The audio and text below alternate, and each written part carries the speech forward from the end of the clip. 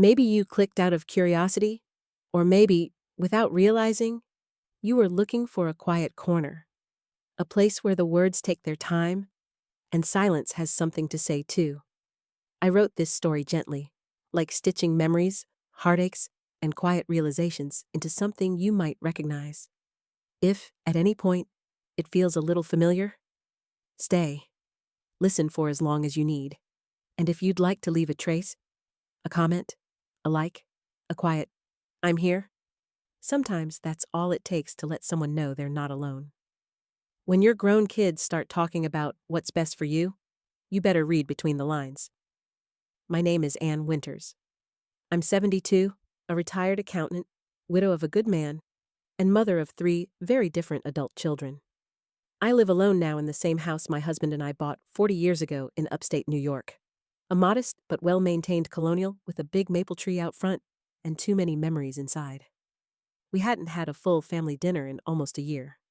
Everyone was busy, which is what people say when they have better things to do than visit their mom.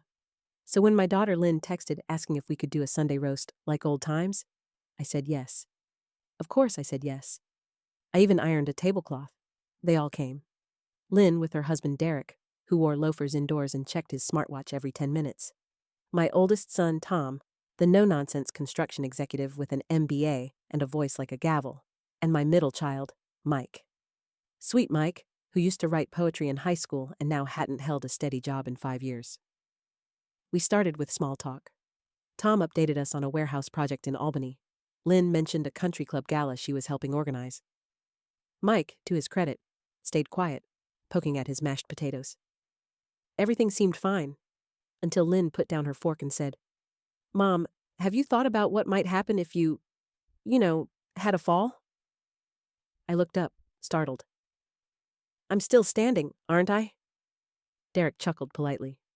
"Of course, Ann, but it's just, with the stairs and all, big house, no one close by, things can change fast." Tom cleared his throat. "He's got a point, Mom. I've had to deal with 2 injury cases on site this month. Guys half your age. You don't bounce back the way you used to." I sipped my water and waited for the real reason they were bringing this up. Lynn leaned in, her voice soft but rehearsed. "I just think it might be time to consider simplifying things. Downsizing, maybe letting Tom help manage the house and finances. It's just practical." Ah, there it was. I folded my napkin slowly. "Manage what exactly?" "Nothing drastic," Lynn rushed. "Just giving someone you trust a bit of legal oversight. Like signing a limited power of attorney. It would make things easier if something ever happened. To avoid probate issues or delays." Mike spoke for the first time. "She's not dead, Lynn." Tom shot him a glare. "It's about being prepared."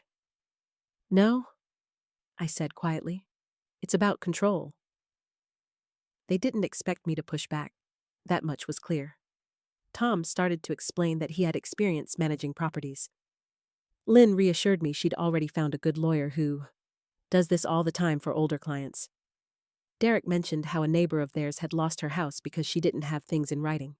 Mike looked uncomfortable, but he didn't speak again. The food was getting cold. The room felt colder. "Let me guess," I said finally. "You've all talked about this before." No one answered. I stood up. My knees are a little stiff these days, but they still work. "Well," I said, picking up the plates, "this has been enlightening." Lynn followed me into the kitchen. "Please don't get upset, Mom. We're just trying to help." "No," I said calmly. "You're trying to prepare for a future where I'm no longer an obstacle." Her mouth opened, then shut. She went back to the table. When I returned, Tom was standing. "If you ever want to talk about the paperwork, Mom," he said, handing me a neatly folded card. "This attorney's solid. Very discreet." I took the card, not because I planned to use it, but because I wanted to remember exactly who they thought I was. After they left, I sat at the kitchen table with a glass of wine and stared at the empty chairs. It wasn't the worst dinner we'd ever had, but it was the last one where I'd let them talk about me like I wasn't in the room. They think I'm fragile, easy to manipulate. Maybe they even think I'm senile. Let them. They have no idea who they're dealing with. They came with soft voices and good intentions, but the paper in front of me said something else entirely. 2 weeks passed after that dinner. I didn't call them. They didn't call me either. I spent those days quietly, reading, walking to the park, sorting through old tax records just to feel grounded. I didn't trust the silence, and I was right not to. On a Wednesday morning, around 10 a.m., there was a knock at my door. It was Tom, wearing a pressed shirt, no tie, professional, but casual enough to look like a friendly visit. Behind him stood a man I didn't recognize. Tall, tan, clean-shaven, carrying a leather briefcase. "This is Mark De Laurentiis," Tom said, stepping inside. "He's a lawyer I work with on a lot of my company's real estate deals. Very trustworthy." The man extended his hand. "Mrs. Winters, it's a pleasure." "Is it?" I replied, not shaking it. Tom gave a short laugh, like I was just being feisty. "We just wanted to drop off something for you to review. Nothing binding unless you sign, of course." He sat down at the dining table like he owned the place, motioning for me to join him. Mark opened the briefcase and pulled out a stack of documents. "This is a basic property management agreement," he said, sliding them across the table. "It authorizes your son, Thomas Winters, to manage this residence on your behalf. It streamlines tax payments, utilities, maintenance, and, down the line, medical care authorizations." "Streamlines," I repeated, letting the words sit in the air. Tom leaned forward, hands clasped. "Look, Mom, you live alone. We're not trying to take anything. This just makes it easier for us to help you when the time comes." "When what time comes?" "You know," he said gently, "if you get sick. If something happens." He tapped the top page with one well-manicured finger. "This gives us the legal ability to act on your behalf, but only if needed. You'd still live here. Nothing changes." I didn't say anything. I just read. The language was dense. Legalese, of course. Durable authority. Irrevocable consent. Unilateral administrative control. Buried in paragraph 7b was something about title reassignment in the event of extended medical incapacity. Another clause allowed Tom to transfer or liquidate assets in cases of financial necessity. I might not practice anymore, but I didn't forget how to read a contract. "This isn't property management," I said finally. "This is ownership transfer with nice fonts." Mark smiled like he'd heard that joke before. Tom said, "You're overthinking it, Mom." "No one's kicking you out." "Yet." He sighed. "You're being dramatic. I'm being careful." Mark slid over a pen. Tom softened his voice. "Please, this is just us protecting you. We don't want you to have to worry about legal forms if something happens. That's all this is." I looked at the pen, then at my son. He looked so confident, like this was just routine, like it had already been decided. And for a moment, God help me, I hesitated. Because what if he was right? What if I fell? What if I lost my mind someday or had a stroke? What if this house became a burden? Wasn't it better to have someone ready? I picked up the pen. My hand was shaking slightly, whether from age or anger, I wasn't sure. I signed the bottom of the page. Tom looked relieved. Mark immediately started collecting the pages. I didn't feel relief. I felt like I had just stepped off a cliff without knowing how far down the fall would go. It didn't happen all at once. That's the part no one tells you. Losing your home feels like a slow leak, not a sudden flood. At first, I told myself nothing had changed. I still made coffee every morning in my kitchen. I still sat on the porch with the same creaky wicker chair Richard bought me for our anniversary. I still fed the birds out back. The contract was just paperwork, Tom had said. But slowly, subtly, the ground shifted beneath me. The first sign came with the mail. One Monday, I opened the mailbox and found it completely empty. Not even junk. I called the post office, thinking there'd been some mistake. They informed me that mail forwarding had been authorized to a designated family trustee, listed as Thomas Winters. I didn't even know they could do that. When I called Tom, he brushed it off. "Don't worry, Mom. I'll sort your mail and bring you anything important. You don't need to be dealing with credit card offers and Medicare spam." The next week, my living room bookshelf disappeared. It had held old novels, framed photos, a chipped ceramic bowl my grandson made me in 2nd grade. When I asked Mike, who'd been staying over the past few nights, he said, "Lynn wanted the room to feel more open for Derek when they visit next week." "They're visiting?" "They're moving in, temporarily, just until their kitchen reno is finished." No one had asked. I went into my bedroom that night and found 2 boxes stacked by the closet. My shoes, my sweaters, my scarves. "Reorganizing," Lynn said when she dropped by the next day. "Just trying to declutter. This house is full of stuff no one's used in years." Stuff. That's what she called my life. By the 3rd week, my routine had been rewritten without my input. Lynn emailed me a schedule, detailing optimal mealtimes, daily medication reminders, a limit on screen time. "Too much TV's not great for your blood pressure, Mom." And incredibly, a section titled, "Approved Visitors."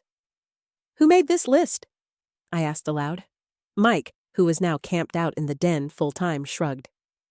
"We just don't want you overwhelmed, Mom. You're not exactly 40 anymore." Apparently 72 meant I could no longer decide who was allowed to ring my own doorbell. The worst part wasn't what they changed.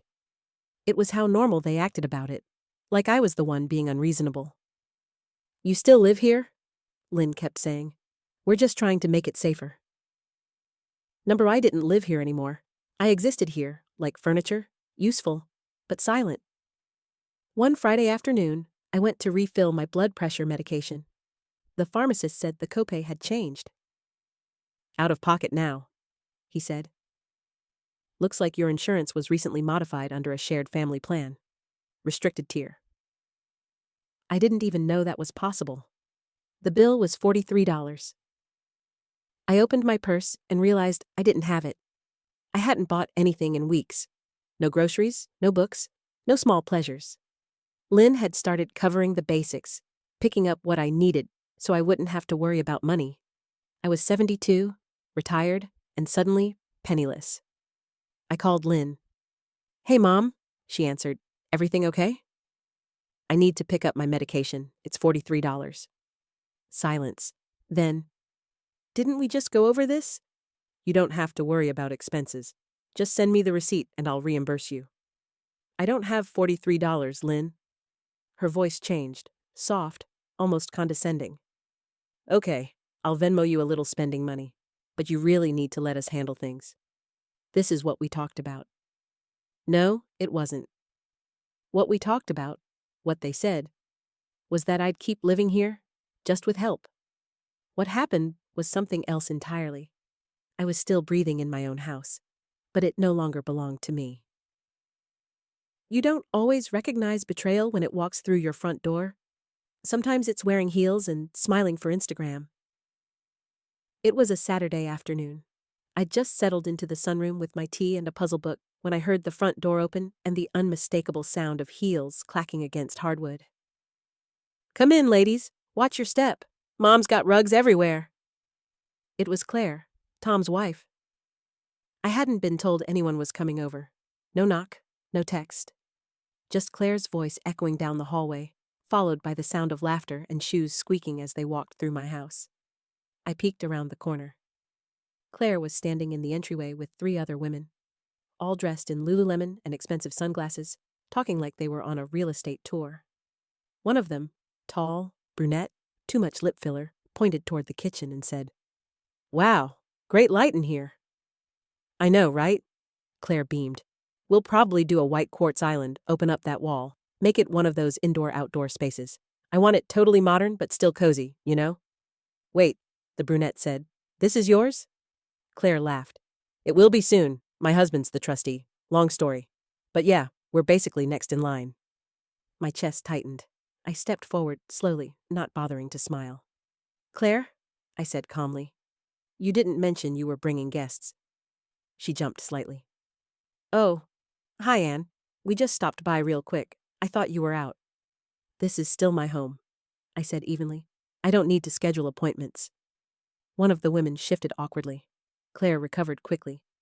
Of course. We were just talking design ideas. Tom and I are thinking ahead. Future-proofing, you know. You said yourself you don't want to worry about upkeep. I said I didn't want to be erased. She gave me a tight-lipped smile. You're overthinking again. You know how things go at your age? Every house ends up someone else's eventually. I said nothing. Just stood there while they awkwardly backed out the front door, murmuring, "Nice to meet you," even though I hadn't introduced myself. After they left, I sat back down and tried to breathe. The humiliation wasn't even the worst part. It was the entitlement. I thought I'd seen the bottom. I hadn't. Later that evening, I heard voices coming from the downstairs office, Tom's temporary workspace since he started managing the house. I didn't mean to eavesdrop, but I stood outside the door just long enough to hear Claire's voice, clear as day. She'll be fine. We sell the place, split it 3 ways, move her into assisted living. Honestly, it's time. She needs structure. The longer we wait, the more complicated it gets. And Tom's reply? Let's just wait a few more months, get everything in place. But yeah, once it's sold, we can set her up with something basic, nothing fancy, she won't even notice. That's when I knew. They weren't planning for me. They were planning around me, not my comfort, not my dignity. Just the logistics of how to move me out without too much trouble. They weren't keeping me. They were waiting me out. Like some old fixture they were too polite to throw away until they figured out the cleanest way to do it. They thought they held the keys to my life, but I still had a few doors left they didn't know existed. That night, I didn't sleep. Not because I was afraid. Not anymore. Because I was finally done playing nice. For the last few weeks, I'd let them manage me like an aging file cabinet. Quiet, contained, and out of the way. But what they didn't realize was, I used to be the one managing the files. Richard and I had planned well. He was an engineer. I was an accountant. We weren't flashy, but we were careful. After his passing, I simplified things, sold off his old stocks, consolidated the accounts, kept one investment portfolio under my name only, private, untouched. No one in the family knew it existed, and now I was going to use it. First, I pulled out Richard's old address book. It was stuffed between photo albums in the hallway cabinet, where they'd never think to look. Half the numbers were disconnected, but one, just one, still rang through. Lyman and Stratton Law Offices. This is Grace. Hi, I said. I need to speak to Mr. Lyman. Tell him Ann Winters is calling.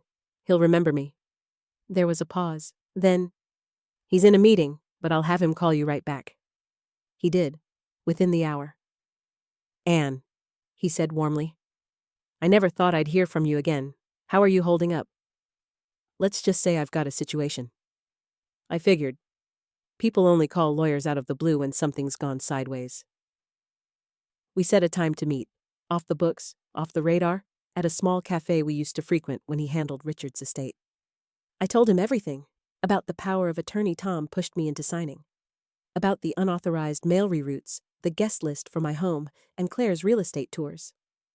I told him about the conversation I overheard, about their plan to sell the house, put me in assisted living, and split the proceeds like I was a piece of antique furniture.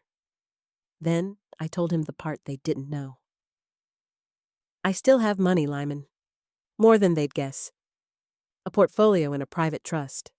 Diversified, long-standing, not even tied to this property. No one has access but me. He raised an eyebrow. And it's in good standing? Untouched. Clean. I double-checked the login this morning. He nodded slowly. That's good. That gives us options. What I want, I said, is a way out of that document I signed. They rushed me, pressured me. I didn't understand all the clauses. I wasn't given independent counsel. Did you feel coerced? I hesitated. I felt trapped. He sat back. We can work with that, especially if we can prove undue influence or mental capacity manipulation. I frowned. What do you mean? He lowered his voice. If they used any kind of leverage, suggested you were cognitively impaired, created medical documentation to support that, or pushed you to sign without your own attorney, they may have crossed a legal line. That made my stomach turn. How would we know? We look into the filing trail. I'll request a background on the document registration. If anything was notarized with medical justification, we'll find it. He paused, then added, if your son claimed you were mentally unfit to speed up the process, it would have to be documented somewhere. They're not smart enough to cover all the tracks. I agreed to let him proceed. Quietly. No confrontations yet. Just fact-finding. 3 days later, he called me at 7:42 a.m. Anne, he said, we've got something. He'd traced the document Tom submitted to the county recorder's office. There was a medical note attached, filed with it, likely to reinforce the justification for the transfer of fiduciary power. A short typed letter from a doctor. Evan Holt, geriatric assessment specialist. The thing is, I've never heard of Dr. Holt. I looked him up, Lyman said. He's not on your insurance provider list. You never saw him. And the letter? Dated 2 days before Tom and his lawyer came to your house. Meaning? They'd already planned to take everything, before you even picked up the pen. I felt something crack, and then settle, in my chest. They hadn't just rushed me, they'd built the lie ahead of time. I didn't scream, I didn't fight. I just disappeared, and started building something they couldn't touch. Once Lyman confirmed the forged medical documentation, I knew 2 things. My children didn't just overstep, they violated me. I couldn't stay in that house another day. I didn't scream, I didn't fight, I just disappeared, and started building something they couldn't touch. Once Lyman confirmed the forged medical documentation, I knew 2 things. My children didn't just overstep, they violated me. I couldn't stay in that house another day. But I didn't pack in a fury. I didn't confront them or burn bridges. I did what they never expected. I vanished, quietly, methodically, and entirely on my terms. That Monday, while Tom was away at a site inspection and Claire was doing a wellness retreat in Vermont, I hired a senior relocation service. Discreet, fast, and used to handling situations where family matters are delicate. By Wednesday, everything that mattered to me, photo albums, Richard's letters, my books, a few heirlooms, was boxed, labeled, and driven across town to a furnished executive apartment I leased under a new LLC. Not a soul in my family knew the address. No more surprise visits, no more scheduled routines, no more filtered mail, just me, a solid front door, and complete silence. I didn't answer calls. I let texts go unanswered. I turned off location services. As far as they knew, I'd either checked into assisted living or finally given up. And while they speculated, I got to work. Lyman connected me with a nonprofit development specialist, someone he'd worked with before who helped wealthy clients set up charitable foundations. We met in a coffee shop on a rainy Thursday. I slid a manila folder across the table. What's this? She asked. My late husband's life's work, I said. And mine. Inside were the records of the investment portfolio Richard and I had built. Diversified stock holdings, dividend accounts, real estate partnerships, and quietly maturing bonds. Net value? Over $2.3 million? She looked up at me, stunned. And what do you want to do with it? I want to create something real, I said. A place where older adults, especially those discarded by their families, can live in peace, with dignity, and on their own terms. We called it Safe Haven House, a not-for-profit 501c3 funded entirely by me. I didn't want my name on it, not directly, but I would be its founder, its benefactor, and its first resident. That's when I bought the house. Not just a house, a sanctuary. A beautiful 5-bedroom craftsman on the edge of town, previously owned by a retired judge and his wife. Wrap-around porch, gardens already in bloom, wheelchair-accessible entrances, and a sunroom that made me feel like I could breathe again. I bought it in cash, through the charity, under full legal protection, Tom, Claire, Lynn, and Mike would never touch it. Couldn't even trace it. I moved in 2 weeks later, quietly, like a ghost. A week after that, Lyman called with news. I filed the report, he said. Forgery, coercion, undue influence, and guess what? What? The county clerk has placed a temporary freeze on the title to your old home. Tom can't sell it, can't refinance, can't even change the locks without permission. I blinked. How? Once we submitted the evidence, Dr. Holt's fraudulent letter, your mental competency affidavit, and the timeline of events, they flagged the transfer as potentially fraudulent, pending investigation. Meaning? Meaning, your old house is in limbo now, and if things go the way I expect, it's not going to end up in Tom's name after all. I closed my eyes and let out a long breath. For the first time in months, I didn't feel powerless. I felt protected. When people lose control of something they thought was theirs, they don't panic because it's gone. They panic because they thought they owned you. 3 weeks passed after I moved into the safe haven house. The silence was golden and suspicious. I knew my children. Their calm never lasted. It started with a voicemail. Mom, it's Mike. Just checking in. Haven't heard from you. Hope you're okay.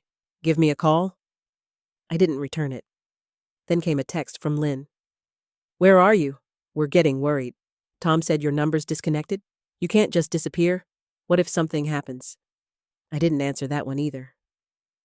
Then Tom tried the building manager at my old place. Except, of course, I didn't live there anymore. My new lease was under the name Haven Properties Trust, fully detached from anything bearing the Winters surname. By the end of the month, Tom had filed an emergency petition to secure the house title, only to be stonewalled. When he called Lyman's office, the assistant told him the file was now under formal review by the county attorney's office. All transactions had been frozen. He couldn't sell, couldn't refinance, couldn't touch a thing. The property was locked in limbo. That's when the wheels started falling off. Lynn called Mike in tears. I know because Mike, bless him, forwarded me a voice memo she accidentally left playing while trying to text him. We're screwed. If she dies and the house is tied up, we get nothing. She could give it all away. What if she already did? What if this whole thing was a setup? Meanwhile, Mike, who'd never really had a plan, let alone a backup, started sounding less angry and more tired. He sent a long email. I don't know what's going on, but I never wanted this to get ugly. I miss you. You're still my mom.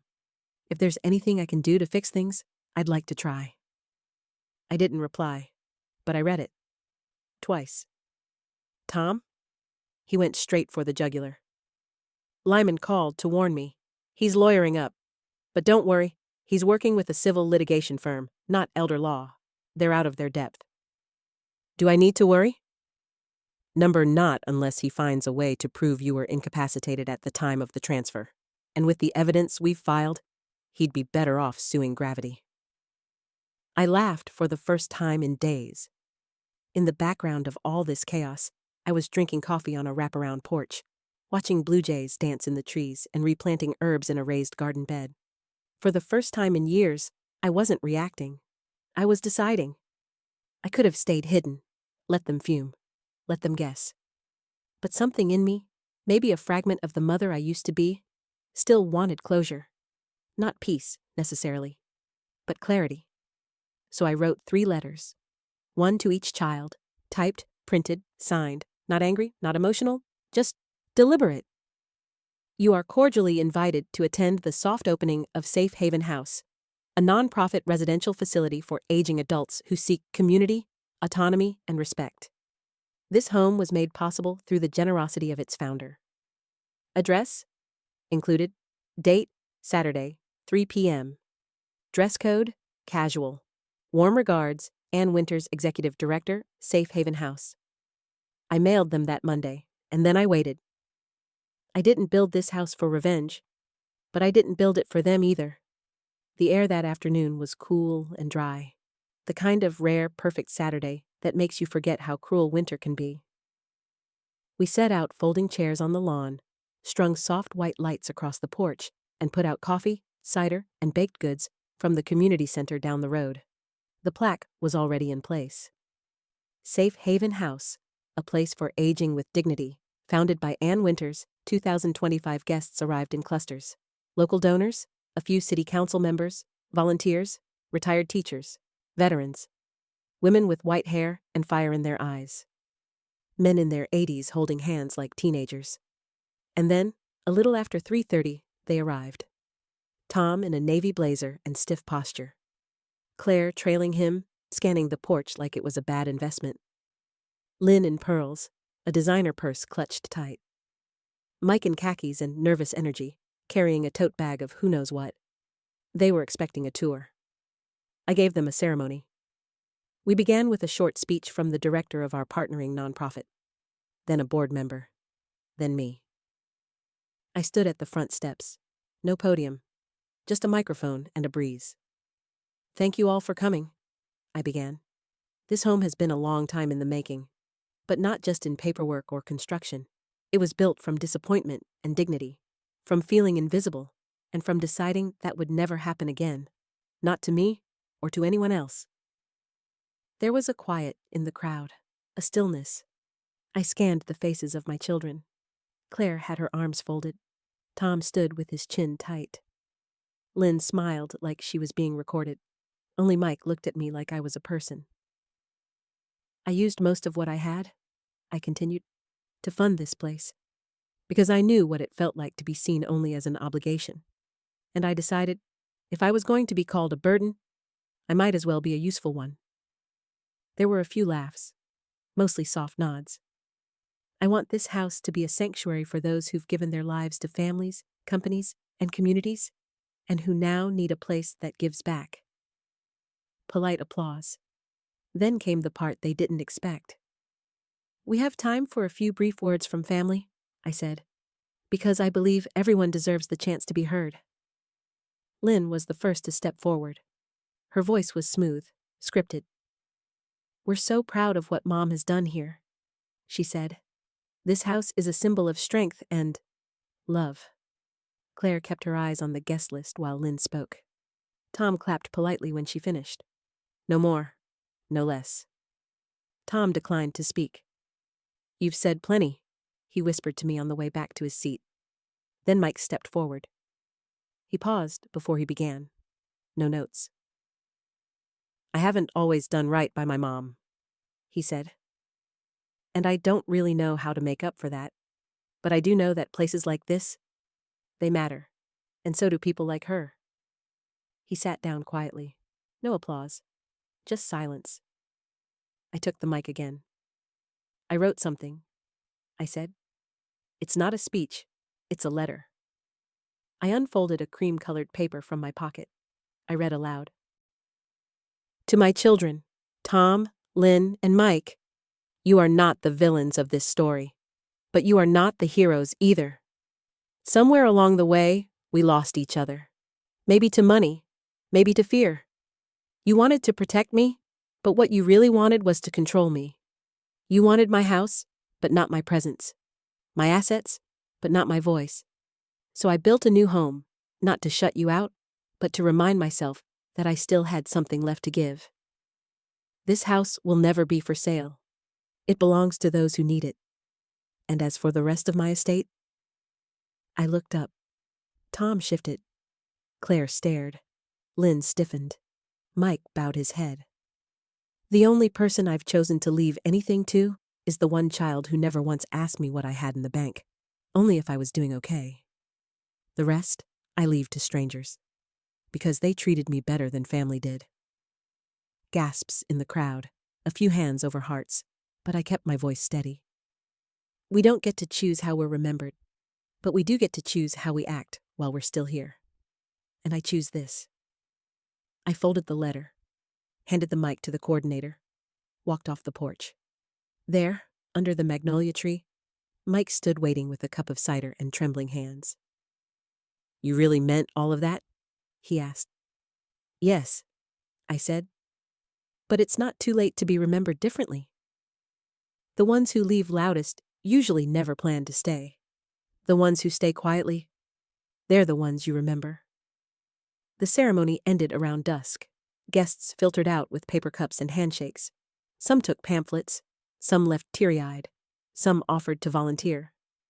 My children? Each had their own response. Tom was first out the gate. As soon as I finished my letter, he stood up, jaw clenched. "That's it?" he hissed. "You humiliate your own family in front of a crowd of strangers?" Claire touched his arm, probably thinking it would calm him. It didn't. "She's legally insane if she thinks this will hold up. We'll contest the will, every part of it." "No, you won't," I replied calmly. He laughed. "We'll see." And then he stormed off the lawn, Claire close behind, still checking her phone. Lynn lingered longer. She looked like she wanted to say something powerful, something rehearsed, but all that came out was, "Do you even care what this does to us? Do you know how hard I've worked just to be seen?" I said nothing, because I'd heard that tone before. It wasn't grief. It was entitlement in disguise. She turned away before tears could smear her mascara. I didn't watch her go. I didn't need to. That left Mike. He didn't leave. He didn't protest. He didn't perform. When the last guests left, and the catering truck was pulling out of the driveway, Mike stayed. He helped the volunteers stack chairs, fold linens, sweep crumbs from the porch steps. He didn't say much until the very end. Then, as he folded the last tablecloth into a bin, he turned to me. "Mom," he said, "do you need someone to help with the garden?" I blinked. "You want to garden?" "I don't know." He shrugged. "I'm not great at much lately, but I remember how much you used to like it, and I guess I missed that." I studied him for a moment. This man, unremarkable, often dismissed, always drifting, had never once asked me for money, or a title, or a signature, just time. When I left the old house, he was the one who quietly forwarded my prescription refills to the pharmacy near my new address. I never asked. He just did it. He was the only one who texted just to say, "Hope you're okay. No pressure. Just thinking of you." Not, "Where are you? What's the plan? Can we talk about the will?" Just, "You okay, Mom?" That mattered. I walked him through the garden, past the basil, the rosemary, the baby tomatoes barely peeking out from the mulch. Then I unlocked the side door, walked him through the kitchen, the reading room, the sunlit hall. "This is beautiful," he said. "It's mine," I replied. "For now." He looked at me carefully. "So, what now?" I smiled. "You can come by, sometimes. Not for the house, not for the will. Just if I feel like making lemon bars or you want to pull weeds." His brow furrowed, unsure if I was joking. I wasn't. "And if anyone asks why you're here," I added, "you can say, I visit because my mom likes people who ask if she's okay, not what she's worth." He didn't answer. He didn't need to. He just nodded and stayed. Some people think peace is what you get after the storm. I think it's what you build, brick by brick, when no one's watching. It's been 6 months since Safe Haven House opened its doors.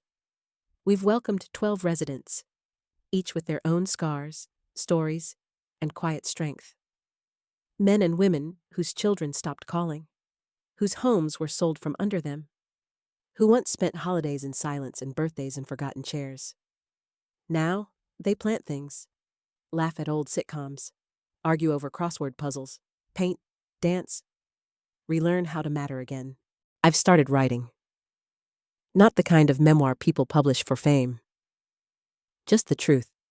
Pages and pages of it, handwritten in blue ink, tucked into a leather journal Richard once gave me on a Valentine's Day we forgot to celebrate.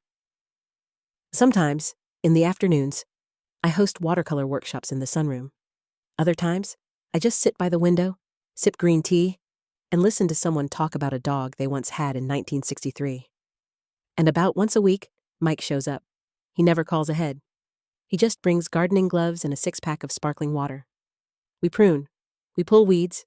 We talk about nothing. We talk about everything.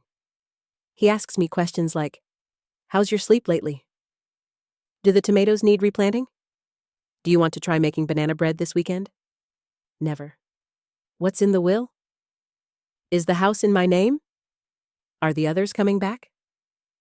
We sit under the wisteria arbor in the back, lavender blossoms tumbling over wooden beams like soft rain.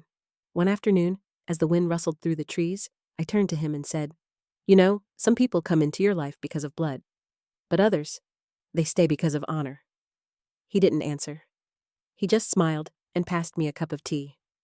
Later that evening, I sealed one last letter. Not to my children. Not to Mike. To Lyman. Inside was a single sheet. It didn't list assets. It didn't name beneficiaries. It didn't carry instructions. It simply read, "Family isn't written in DNA. It's written in how we choose to stay when we're not obligated to." I placed it in the drawer beside my journal, and then, with the softest breath I didn't know I'd been holding all these years, I closed the drawer and opened the window.